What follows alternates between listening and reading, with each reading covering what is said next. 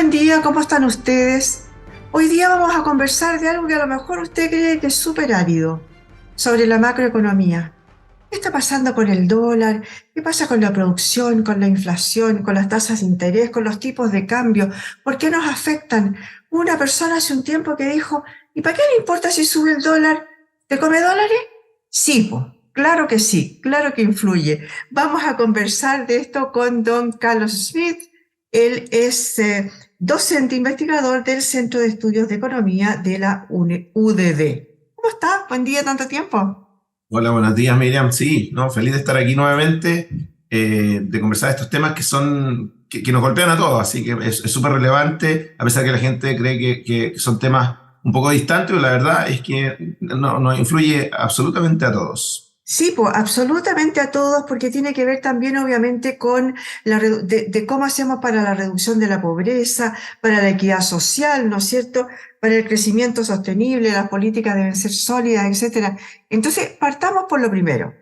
¿Qué pasa con este dólar que sube, que rozó los 1.000 pesos y ahora baja, baja, baja, baja y ahora vuelve a subir, subir, subir, subir? ¿Cómo nos vamos a ir de ahora en adelante? ¿Esto va a seguir como así estos vaivenes? Sí, mira, lo más probable es que sigamos teniendo mucha volatilidad en el dólar. La tenemos intradía. Uno de repente se queda con el dato de un día hacia otro, y decir, bueno, subió, al día siguiente bajó. Pero si uno cuando mira dentro del día, uno se da cuenta que tiene alzas y bajas súper importantes. Y a veces pueden ser 10 hasta 20 pesos en el mismo día. Y claro, uno se queda con que subió 5 pesos, o 2 pesos, bajó, qué sé yo, pero en realidad dentro del día sube mucho y baja mucho. Y eso tiene que ver con la inestabilidad que hay a nivel nacional y mundial. Esto tiene que ver, el dólar es una variable y es una moneda que se ve influenciada por muchísimas cosas. No solo lo que pasa en Estados Unidos, que es el país que la emite, ¿no? Sino lo que pasa en Europa, lo que pasa en China, lo que pasa internamente en cada uno de los países. Entonces, no basta con las políticas que haga el propio Estados Unidos. Y tiene que ver mucho con las expectativas, porque el dólar cumple una función que no cumplen otras monedas, que es una moneda refugio. Entonces, cuando nos asustamos, cuando el mundo se asusta, sale a comprar dólares, que finalmente termina siendo una de las monedas más estables del mundo, a pesar de todos los vaivenes que tiene. La gente confía en el dólar. Oye, eso justamente, bueno, ahí me voy a salir un poquito y te voy a preguntar por qué. Porque en realidad, a ver, como dices tú, claro, es una moneda de refugio. Cuando la gente se asusta, van todos a los dólares, a pesar de que ellos también están con subidas, con bajadas, etcétera, ¿no? ¿Por qué es tan importante el dólar, no solamente en Chile ni en Estados Unidos, obviamente, sino que también en China, por ejemplo, que es un potentado mundial también? Sí, claro. Lo que pasa es que el dólar históricamente ha sido la moneda de cambio a nivel mundial. La mayoría de las transacciones se hacen en dólares, a pesar de que cuando uno, no sé, un exportador que va a Europa, terminan pagándole en euros generalmente, pero también muchos en dólares. Lo mismo pasa con China. ¿Y por qué? Porque finalmente lo que hay detrás de las monedas hoy día, antiguamente, sí, casi un siglo atrás, era el patrón oro, digamos, finalmente Claro. tenía que tener respaldo en oro, en plata. Sin embargo, eso se eliminó hace muchísimos años y hoy día lo único que hay detrás de las monedas es confianza. Nada más que eso.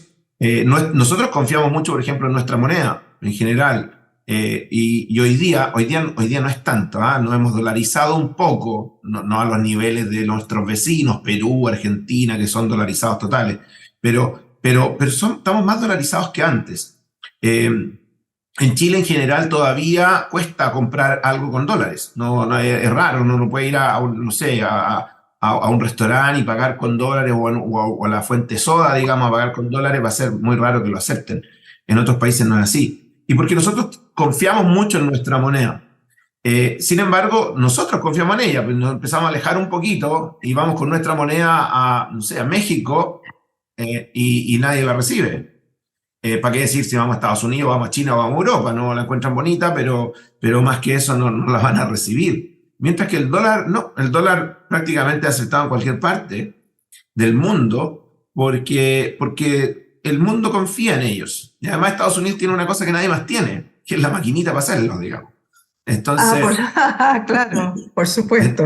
entonces, el único que tiene esa maquinita. Entonces, de alguna manera, la confianza está en que no va a faltar, en que no va a caer esa moneda. Sí, Ya. aunque puede pasar, digamos. Pero dentro de todas las monedas, dentro de todas las opciones que tenemos, esa es la que el mundo más confía.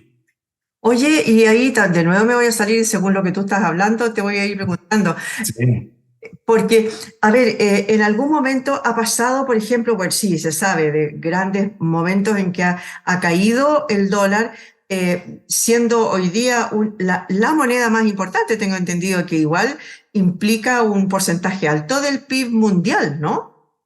sí, claro. Siempre va a ser importante porque de nuevo, lo que decía recién, es la confianza y Ya, seguimos confiando y el mundo confía en ella. Confía más que en la moneda china, que si claro. bien, tal como tú dices, es un mercado súper grande, súper potente, con un potencial gigantesco, Ujú.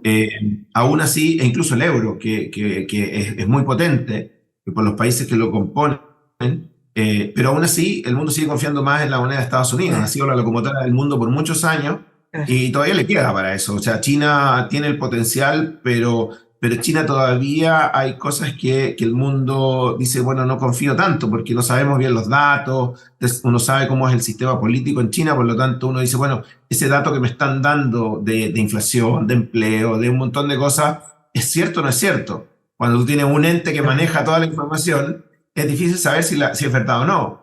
Entonces, ante eso, ante esa incertidumbre, chuta, no, mejor transemos con ello y transemos en dólares. Perfecto. Oye, a ver, volvamos a Chile. ¿Qué está Ujú. pasando con el tema de si sube, baja el dólar, etcétera? También sube o baja un poco la inflación, pero eso no se ha visto reflejado en los precios de los productos y servicios. Que todo el mundo se queja que no alcanza a llegar a fin de mes, que las cosas están carísimas, que yo antes compraba una bandeja de pollo por 3.000 pesos y ahora vale 6.000. Eh, ¿qué está pasando con eso ahí? No tenemos para cuándo, a pesar de que dicen que empezaría, la presidenta del Banco Central dijeron que empezaría como a mantenerse y a declinar la inflación en Chile. Sí, a ver, varias cosas. Uno tiene que pensar que esto es un proceso que tiene rezago, digamos, esto no es inmediato, porque veamos los importados, que ahí es donde nos interesa el tipo de cambio.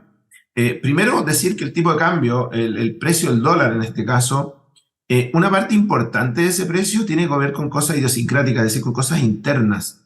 En la incertidumbre que nosotros tuvimos desde el estallido social en adelante, que es donde empezó a subir fuertemente, después luego la pandemia, de alguna manera este cambio de la constitucional, cambiar las reglas eventualmente completas desde un ajo en blanco, todo eso genera incertidumbre y por lo tanto ante la incertidumbre, tal como decíamos al principio, busco refugio, ¿dónde poner las lucas? Porque finalmente si yo las tenía en una acción, en una empresa y digo, chuta, no sé lo que va a pasar, mejor la saco de ahí y la pongo en un lugar donde esté seguro, donde una moneda que no pierda valor o que pierda poco valor eventualmente. Y bueno, el dólar. Entonces esa demanda por dólares hace que el precio suba. Y eso ocurrió a nivel mundial. Entonces el dólar se vio fortalecido en todo el mundo.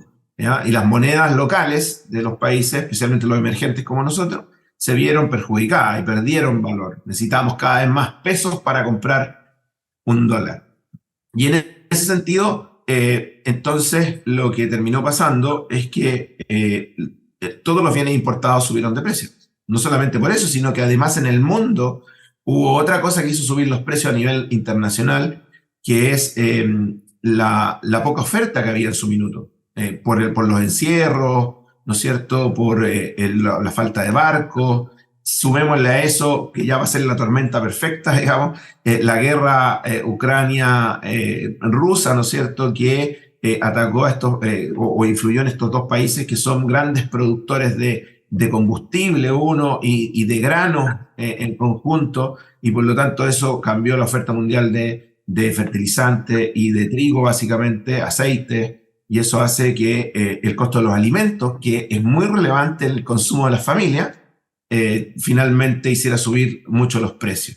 Entonces, en conjunto con todas esas cosas, efectivamente hemos vivido una inflación que no estábamos acostumbrados, ya llegamos a más del 14%, hoy día eso ha empezado a caer, tal como tú dijiste, un poco. Y el dólar ha empezado a caer, hoy día está bajo los 900 pesos, pero que eso se traspase a precio, considerando que más o menos el 70% de lo que consumimos es importado, va a depender de las compras finalmente, de cuánto se va a demorar eso, porque si yo soy importador de alimento, por ejemplo, para pollo, ya que tú nombraste pollo, mucho del alimento del pollo se trae desde afuera, y por lo tanto, si yo importé una gran cantidad para alimentar a los pollos por los próximos 3 meses, bueno, tengo que esperar 3 meses más para comprar de nuevo. Entonces, ahí recién voy a ver si es que esa baja en los costos influye finalmente en una baja en el precio. Porque además con la volatilidad que hay, hoy día está a 8.90, más o menos, pero mañana puede estar a 910, digamos. Y pasado mañana puede estar cerca de 1.000 y después con la volatilidad que hay hoy día es muy difícil determinar cuánto va a ser eso. Entonces se hace muy difícil poner precios. Y ante eso, desde el punto de vista del productor, es siempre mejor, como se dice en buen chileno, dejar el tesco un poco pasado, para que no me pase de que chuta, puse un precio más bajo y subir precios es complejo, porque subir precios desde el punto de vista del consumidor es, me están subiendo los precios, compro menos. Es distinto que si yo me paso y eventualmente los puedo bajar, entonces, me está haciendo un descuento, compro más. Y desde el punto de vista de imagen, de percepción, también es mucho mejor que me bajen los precios que me los suban. Entonces prefiero subirlo una vez nomás, a tener que estar subiéndolo constantemente. Entonces, porque los precios dicen cosas finalmente. Entonces, claro, ¿qué está pasando hoy día? Que se ve los datos que muestran, los últimos datos de inflación muestran de que efectivamente, dado que el Banco Central lo que está haciendo es hacer todo lo posible para que la inflación vuelva al 3% año a año, y esto implicó una subida importante de tasas, esto es como ponerle un freno de mano a la economía. Y por lo tanto, ese freno lo estamos empezando a ver, ya se había empezado a ver de a poco en el crecimiento de los precios, esa velocidad había sido menor, hoy día lo estamos viendo que está empezando a caer, de todas maneras sigue siendo una inflación alta, o sea, 13,7% sigue siendo altísima, pero la tendencia, que es finalmente lo que importa, es que esa tendencia debería ser a la baja. Y esas expectativas que habían de que este año cerráramos con una inflación más cercana al 13%, hoy día ya esa expectativa es que sea más cercana al 12%. Entonces, desde esa perspectiva es una buena noticia, pero tampoco es para hacer una fiesta, digamos, en términos de que nos va a seguir costando el llegar a fin de mes, tal como tú decías, el ir al supermercado, ir a la feria, va a seguir siendo caro para lo que estábamos acostumbrados. Oye, ahí tocaste un punto con respecto de la cosa de las ferias, porque esos son productos nacionales y ahora empiezan justo los momentos en que Chile empieza a exportar mucha fruta. Por ejemplo, las cerezas, que ya están en plena temporada, ¿no es cierto? Eso va a influir también en que van a llegar más dólares y por lo tanto va a bajar. Ahora, igual se demora, como dices tú, no es, bajó el dólar, me bajó el aceite. No, porque Claro, ya, pasado. ya entendimos eso. Aparte de que se está haciendo mucho, no sé si es triquiñuela, pero la idea es que ahora la botella de aceite ya no viene de 1 litro, viene de 900. Entonces tú lo ves levemente más barato, pero no te fijas que te han sacado 100 cc, ¿no? Claro, de aceite. ¿Qué eso va es a normal. pasar ahí con lo de las exportaciones? Sí, claro, desde el punto de vista de las exportaciones, uno tiene que entender que no solamente el tipo de cambio, sino que también a cómo se vende allá, porque yo podría tener un tipo de cambio 10% más alto y decir, bueno, me van a entrar más dólares, pero si el precio al cual yo le vendo al chino la cereza me Ujú. bajó en un 20%, estoy peor que antes, digamos. Eso es lo que llamamos el tipo de cambio real. Ahora, de esa perspectiva, uno debiera pensar de que ceteris paribus, suponiendo que le vendo al mismo precio que le iba a vender siempre, la cereza, y efectivamente el tipo de cambio está mayor. Fíjate con esto. Al chino le sale más barato que antes, que hace un año atrás. Si es que hace un año atrás costaba 800 pesos y hoy día vale 900, entonces su dólar compra más acá. Entonces va a depender de eso, del precio interno de los dólares. Lo que uno puede, por ejemplo, ahora en términos de fruta, si bien entran hartos dólares, no es lo más importante. Aquí uno de los bienes más importantes en términos de exportación y que sí golpea muy fuerte al dólar es el cobre. Y en eso hemos tenido buenas noticias estos días, básicamente ayer. Respecto a China, China había sido muy duro con el COVID. Tenían todavía esta política de cero COVID, de cerrar. Había un brote y cerraban, ya no la ciudad entera, pero ese sector, y son muy eficientes haciendo eso. Pero entonces van a relajar un poquito eso, y además de eso están poniéndole muchas lucas al sector inmobiliario, que estaba muy complicado. Entonces, eso es una buena noticia para nosotros, porque en las casas hoy día se necesita mucho más cobre que antes. Y si ellos construyen, entonces esa demanda podría crecer y el precio del cobre podría subir, y eso sí que haría entrar muchísimos dólares a la economía. Sin duda que lo de la fruta y todo lo que nosotros exportamos en esta época, donde en el hemisferio norte ya empiezan a no tener fruta porque están en un hemisferio cambiado, ¿no es cierto? Y además hay muchos consumidores, también ayuda a que la cantidad de dólares vaya entrando. Ahora uno tiene que pensar también que los países en general están en una situación parecida, donde el consumo ha caído, donde están entrando en recesión, y por lo tanto uno también debiera esperar que ese consumo caiga. Por lo tanto, si los países van a entrar en recesión, eventualmente podríamos ver que por tipo de cambio está un poco mejor, pero en términos de cantidad que nos puedan comprar podría no ser tan bueno como otros años. Eso está por verse. Vamos a ver qué sucede. China no ha crecido como años anteriores, ya no es lo mismo de antes. Ellos quieren volver a eso, pero también es un tema de largo aliento eso.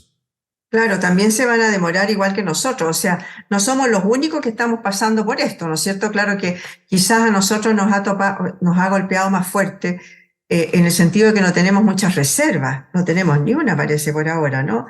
Más que eso, creo yo, nosotros tenemos, por lo menos tenemos, hay otros países que no tienen nada, pero y teníamos más, nos gastamos harto. Pero básicamente lo que estamos viviendo hoy día es una resaca de una fiesta grande que tuvimos el año pasado, digamos. Fuimos de los países que más puso plata en la calle. Pusimos básicamente entre retiros e IFE, pusimos más de 80.000 millones de dólares, que es una cantidad de plata estratosférica, digamos. Por persona fuimos el país que más puso plata en el mundo, cuando lo llevamos al per cápita. Entonces, los otros países igual pusieron y tienen este problema de la inflación. Estados Unidos tiene inflación histórica, etc. Pero el único país de Latinoamérica que tiene, junto con Haití, el único país de Latinoamérica que tiene expectativas de crecimiento negativo, es decir, de decrecer el próximo año, somos nosotros. Entonces, y finalmente eso es la resaca de una fiesta que fue mucho más grande acá. Y por lo tanto, ese ajuste vamos a tener que vivirlo, es duro. Va a ser complejo para muchos, vamos a verlo en temas de empleo, sin duda el próximo año, ya lo estamos empezando a ver, y va a ser duro, pero es necesario. Oye, justamente a eso quería llegar, porque, a ver, se está viendo, se dice de repente, empresa X quebró, empresa constructora X tanto está quebrando. Obviamente esa gente que estaba trabajando por obra en esas construcciones, se están quedando sin trabajo. Por lo tanto, la construcción, que era un gran motor, es un gran motor de levantar la economía, ahora se está quedando rezagadísima, ¿no? Con eso. ¿Qué pasa con ese tema? ¿Cómo se podría incentivar de nuevo? ¿El Estado debería meterse ahí? ¿Qué va a pasar? Mira, el Estado se está metiendo, acaba de lanzar hace minutos, acaba de lanzar un proyecto o una ayuda a las empresas que tienen contratos con el MOP, que son las que estaban quebradas, las que vimos, las que se hicieron famosas, digamos, claro, Vicuña Valenzuela y otras que han aparecido con algunos contratos y de obras que han dejado botadas de alguna manera por estas quiebras. Un plan de ayuda que tiene que ver con un pronto pago. Hay que tener ojo, el Estado en general es muy mal pagador.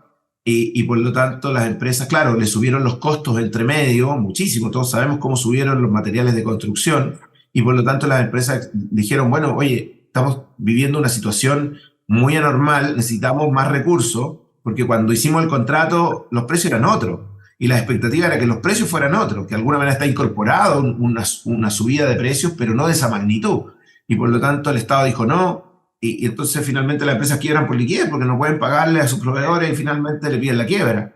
Entonces el Estado viene ahora a decir, bueno, vamos a pasar esos pagos, vamos a dar ciertos créditos a ciertas empresas, pero la verdad es que desde el punto de vista del empleo, en el sector construcción, 3 de cada 4 empleados trabajan en el sector vivienda y no en el sector de las concesiones o de estos trabajos que emplea el MOP. Estos trabajos que emplea el MOP, que son, por ejemplo, los puentes, el arreglo de caminos, etcétera, son muy intensivos en maquinaria más que en mano de obra. Entonces, el efecto que eso va a tener en como ayudar al empleo a que haya menos desempleo no va a ser tan grande como lo es los efectos que puede tener una quiebra de una empresa que trabaja o las empresas que trabajan en vivienda, en la construcción de vivienda. Ahora, eso también se ha visto perjudicado, se ha visto perjudicado porque sabemos que las tasas de interés de los créditos hipotecarios están siendo altas y no están siendo altas por culpa del Banco Central. El Banco Central está haciendo su trabajo, sino que está siendo alta porque nosotros de alguna manera minamos parte importante del mercado financiero. Al hacer retiros, al sacar 50.000 millones de los retiros, ese ahorro de largo plazo que hacen las AFP, porque la AFP toma mi plata hoy día y va a decir, bueno, en 20 años más, 25 años más se va a jubilar y tengo que rentabilizarla, y por lo tanto yo invierto y ahorro en cosas de ese plazo, digamos.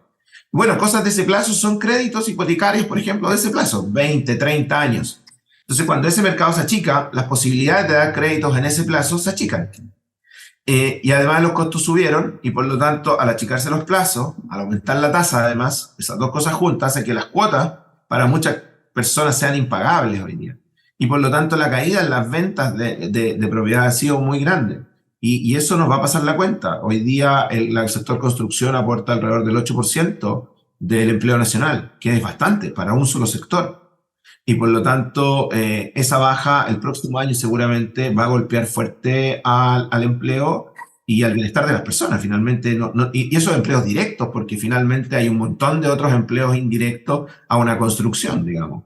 El que le vende la comida, el que le vende un montón de insumos, también se ve perjudicado. Eso solamente desde el punto de vista directo. Entonces, el próximo año vamos a ver una caída importante. Además que hay que tener presente lo siguiente, uno ve la tasa de desempleo y uno dice 8%, 8% ya, no es tan mal, no son 2 dígitos, no es tan lejos de lo que en algún minuto cuando estábamos súper bien era 6%, uno dice no es tanto, pero todavía hay alrededor de 500.000 personas que están fuera del mercado laboral y que antes estaban en el mercado laboral. Y esas personas, cuando se les pregunta al INE hoy día, ¿usted tiene intenciones de volver? Muchos de esos dicen que no tienen intenciones, pero las personas cambian. Y claro, a lo mejor no tengo intención porque, no sé, otra persona en el hogar trabaja y a lo mejor como los salarios nominales han subido, a lo mejor no es necesario trabajar. Pero en algún minuto cuando esa persona a lo mejor pierda el empleo o empecemos a ver mucho más desempleo, tenga ganas de entrar al mercado laboral. Y si todas esas personas entran hoy día al mercado laboral, vamos a ver que finalmente vamos a tener cifras mucho más grandes. No sé si 2 dígitos el próximo año, pero seguramente el empleo se va a ver perjudicado. Oye, no, y mucha gente de esas seguramente pueden estar a lo mejor en el empleo informal, ¿no? Haciendo, me refiero a haciendo tortas, queques, vendiendo calcetines, no sé, pero que no están dentro de lo que de lo que entra en el mercado formal, ¿no es cierto? Con contrato, con todo eso. Claro, Exactamente. no, eso es un gran Seguramente. Oye, problema. y según tus proyecciones, en estos días, hablemos de aquí a no sé cuándo, tú me lo tendrás que decir, ¿vamos a seguir con la alza de precios? ¿Vamos a seguir con los precios más o menos iguales? ¿Qué va a pasar con los arriendos, por ejemplo, que también están carísimos? Desde el punto de vista de los precios en general, ¿Mm? si uno piensa en el IPC, uno debería encontrar que los IPC debieran empezar a caer en términos anualizados, o sea, la suma del año, esto debiera empezar a caer. Y tal como decía, a fin de año debiéramos terminar más o menos en el 12% y seguramente el próximo año, a fines del próximo año, terminar alrededor del 5%, 5,5% por ahí. Y para allá el 2020, estamos hablando del 2024, yo diría a partir del segundo semestre en adelante, o sea, estamos hablando de segunda parte del 2024, podríamos eventualmente volver a este 3% de crecimiento de los precios anualizados. Es un tiempo bastante largo si uno lo piensa, pero también hay una incertidumbre, no sabemos lo que va a pasar. Hoy día hay demasiadas cosas internas y externas que, que finalmente pueden cambiar estas proyecciones. Esa es la tendencia que uno debería ver. El Banco Central está haciendo todo para que eso pase, pero va a depender de muchas cosas. Pongo algunos ejemplos. Externamente, lo que pasa con China, para nosotros es muy relevante. Externamente, cómo va a ser este aterrizaje que tiene que hacer Estados Unidos también. Tuvimos buenas noticias estos días, de que a lo mejor Estados Unidos podría empezar a bajar la tasa un poco antes de lo esperado. Estamos hablando del próximo año, de todas maneras, pero un poco antes de lo esperado. Eso es una buena noticia. Externamente, lo que termine pasando con la guerra a Ucrania, siempre hay ahí polvorines, además, no solamente ahí, sino que en todo el mundo. Internamente, tenemos que definir qué va a pasar con el tema constitucional. Si bien se ha apagado en los últimos días, en las últimas semanas, en algún minuto puede reflotar. Internamente tenemos la reforma de pensiones, que puede pegarle al empleo, dependiendo cómo termine. Puede pegarle fuertemente al empleo, especialmente a los empleos de personas no calificadas, que las personas que menos tienen finalmente. Entonces, hay un montón de cosas que podrían cambiar estas perspectivas, pero si todo sigue como hoy día se ve, es como te decía yo, los precios ya deberían empezar a normalizarse de alguna manera, a tener IPCs que son más normales a los que estábamos acostumbrados. Y eso es una buena noticia. Ahora, uno tiene que entender que algunas cosas a lo mejor van a empezar a bajar de precio, pero otras se van a mantener altas, porque además consideremos que Chile es un país que importa prácticamente el 100% de sus combustibles fósiles, y por lo tanto lo que pase con eso ahí no tenemos mucho que hacer, digamos. Si por algún motivo el petróleo sigue alto, tenemos que asumir nomás. Y eso en algún punto se traspasa a precio. Por lo tanto, de eso ahí no podemos hacer mucho. Pero hay otras cosas que van a bajar, otras cosas que se van a mantener en eso. Lo importante es que de un tiempo más adelante hacia adelante, ese crecimiento sea mucho más bajo de lo que hoy día hemos experimentado. O sea que en realidad por harto tiempo nos vamos a tener que seguir apretando el cinturón y comprando, por ejemplo, en el supermercado las cosas, más bien dicho, los productos estacionales, ¿no? Nos habíamos acostumbrado a que teníamos plata, entonces comprábamos, no sé, pues sandías en junio. Claro. Que eran, claro, eran caras, pero como tenía plata no importaba. Entonces ahora, claro, fíjese más bien en los productos que son de la estación, y aproveche las ferias. Bueno, esta época es época de cosecha de muchas frutas, Claro, verduras, entonces claro. uno va a empezar a ver precios más bajos en eso, y ahora esa estacionalidad siempre ha existido, digamos, todos los años pasaba lo mismo, en invierno Sí, teníamos frutas claro. y verduras caras en general, muchas de guarda, importadas, y tienen un Claro, costo adicional. Y claro, ahora uno puede aprovechar ese tipo de cosas. La cereza, por ejemplo, al parecer va a haber mucha cereza, y eso hace que los precios ya estén bastante más bajos de lo normal para esta época, y eso es una buena noticia porque la gente consume, es una cosa importante dentro del consumo. Entonces, efectivamente, y se dan esas cosas que tú dices, pues en épocas de alta inflación empiezan a cambiar los tamaños. Claro, uno dice a lo mejor, oye, el restaurante está igual que antes, lo que pasa, pero la porción es más pequeña. claro, Entonces, al final es lo mismo que te subieran el precio. Estás claro. pagando lo mismo por algo que es más chico. Y el tamaño, las porciones, el envase, etcétera. Entonces, uno puede hacer cierto ejercicio de buscar lo más barato. El papel higiénico, que es una de las cosas súper relevantes para las familias. Por ejemplo, lo importante es que puede parecer raro que uno esté ahí con una calculadora o con el celular calculando, pero el precio por metro, no por rollo, porque hay Por rollos de... ejemplo, fíjate que me llamó la atención el otro día, un economista en Twitter ponía una lista de cosas que, a ver, ¿cómo lo puede usted ver cuáles son las más baratas y no? Y ahí decía, pues, ponga aquí sus ejemplos. Mucha gente le hablaba de que los productos por mayor, que ahorra tanto, ponían un montón de datos que antes no se sabían, que no se decían, porque no sé si sería importante. No, uno iba al supermercado que va toda la vida nomás. Y ahora empezaste a buscar por distintos lados cómo juntarse con otros y comprar por caja, dividirlos, etcétera. Ir a La Vega, no sé, o al Valledor.